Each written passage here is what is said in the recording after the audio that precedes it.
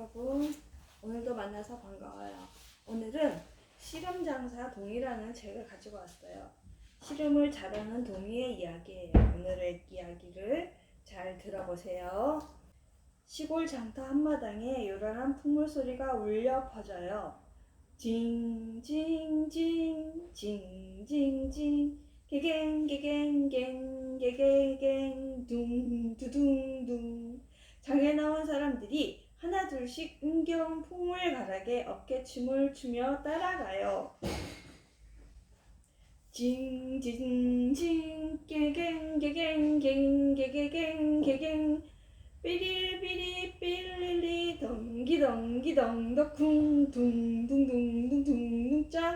오늘은 윗마을과 아랫마을에 사는 장사들이 모두 모여 씨름을 하는 날이에요. 이번에는 누가 황소를 타갈까? 그야 김서방이지. 아랫마을 김서방을 당해낼 장사는 아무도 없을걸. 징! 징소리와 함께 드디어 씨름이 시작되었어요. 건강한 두 장사가 힘겨루기를 해요. 상투를 튼 장사는 윗마을 최서방이고요. 댕기머리 장사는 아랫마을 우람이에요. 서로 밀고 당기고 두 장사는 한치도 양보하지 않아요. 씩씩 으라차차. 두 장사의 입에서 동시에 큰 고함소리가 터져 나왔어요. 최서방이 들배지기란 기술을 이용해 우람이를 들어요. 하지만 우람이도 호미거리로 최서방의 다리를 걸어버렸어요. 으라차차. 드디어 최서방이 우람이의 삿발을 앞으로 당겼어요. 쿵 하는 소리와 함께 우람이가 먼저 넘어지고 뒤이어 최서방도 쓰러졌지요. 최서방이 이겼어요. 두 번째 실험판이 벌어졌어요. 그런데 이번에는 체구가 좀 작아 보이는 소년이 자기보다 체구가 큰 장사와 삿발을 쥐고 힘겨루기를 하고 있었지요. 아니, 저 소년은 누구지?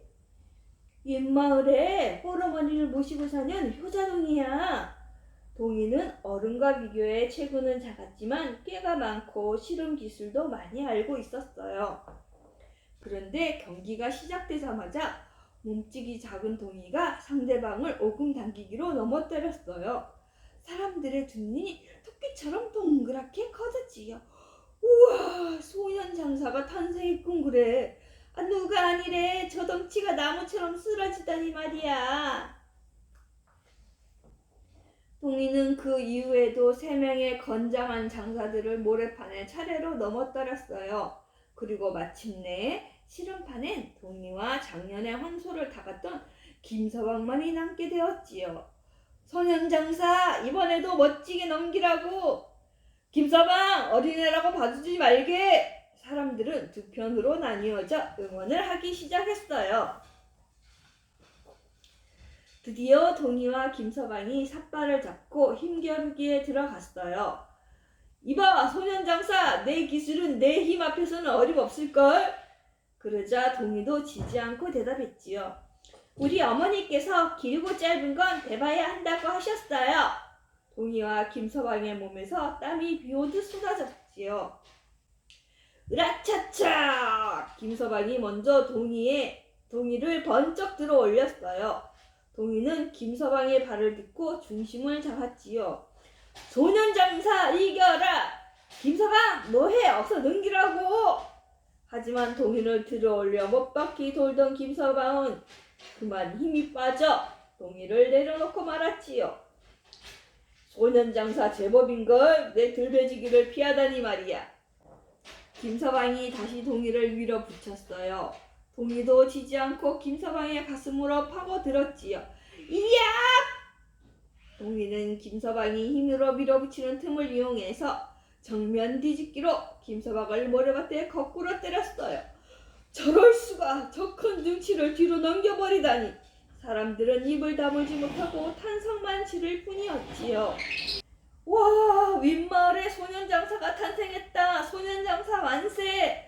동이가 올해의 실험장사가 되었어요. 동이는 사람들에게 큰 절을 올렸지요. 동물패들이 한바탕 신명나게 놀며 흥을 돋워 주었어요.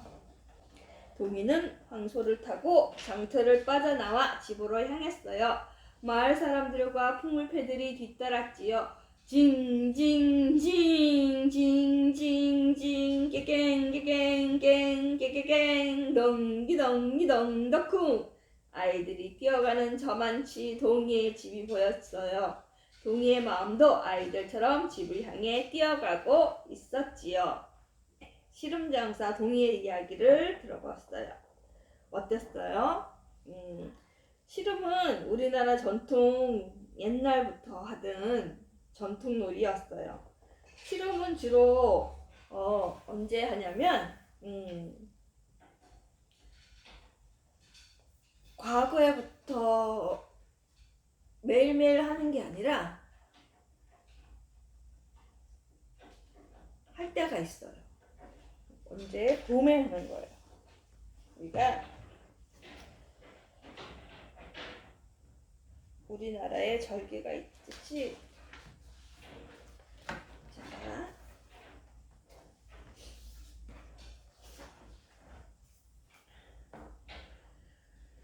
실험은 주로 단오나 명절에 큰 실험 경기를 많이 해요.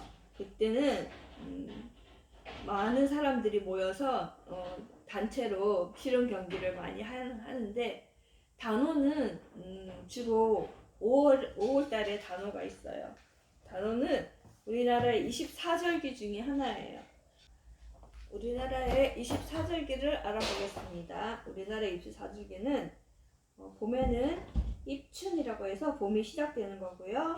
그리고 오수라고 해서 봄비가 내리는 게 있고요. 그 다음에 경칩이라고 해서 개구리가 겨울잠에서 깨는 거예요.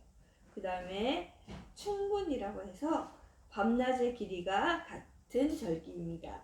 그 다음에 청명이라고 해서 봄 농사 준비에 맞는 날씨가 되는 날씨이고요. 그리고 고구라고 해서 농사비가 내리는 날씨가 되는 날이 고구입니다. 그 다음에 여름에는 이파라고 해서 여름이 시작된다고 하고요. 그 다음에 소만이라고 해서 햇빛이 충만해서 모내기가 시작되는 날짜입니다. 그 다음에 망종이라고 해서 이날은 씨 뿌리기를 시작한다고 해요. 그 다음에 하지라고 해서 낮이 가장 긴 날짜입니다. 그 다음 소서라고 해서 더위가 시작된다는 거고요. 그 다음에 대서는 가장 무더운 절기를 나타냅니다. 그 다음에 입추라고 해서 가을이 시작되고요. 그 다음에 처서라고 해서 더 이상 이제 더위가 식었다라고 하는 거고요. 그 다음에 백로라고 해서 이슬이 내린다라고 하는 거고요. 그 다음에 추문이라고 해서 밤낮의 길이가 같아지는 날짜를 말합니다. 그 다음에 한로라고 해서 찬 이슬이 내린다라고 하고요. 그 다음에 상강이라고 해서 서리가 내리면서 드디어 가을이 끝나고 겨울이 오는 날짜가 되는 거죠. 그리고 입동이라고 해서 겨울이 시작되는 절기고요. 소설이라고 해서 얼음이 얼기 시작하는 절기이고요. 대설이라고 해서 겨울에 큰 눈이 온다라고 하고요. 그 다음에 동지는 밤이 가장 긴 절기입니다. 그리고 수하는 본격적인 추위가 오는 거고요. 대하는 추위가 큰 절정기를 말합니다. 우리나라에서는 이렇게 24절기를 따르고 있습니다. 항상 어른들이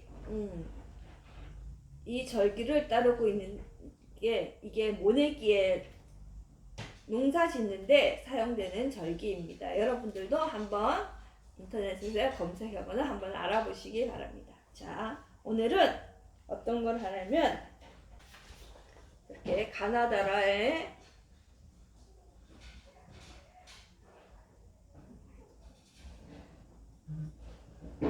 가나다라가 새겨진 길찾기가 있고요. 그리고 소풍을 갔어요. 이게 소풍 갔는데 여기에 숨겨진 그림을 찾아서 선생님께 제출해 주시면 됩니다. 여러분도 오늘도 이렇게 것들 수고하셨고요. 다음에도 다시 만나길 바랄게요. 안녕, 수고하셨습니다.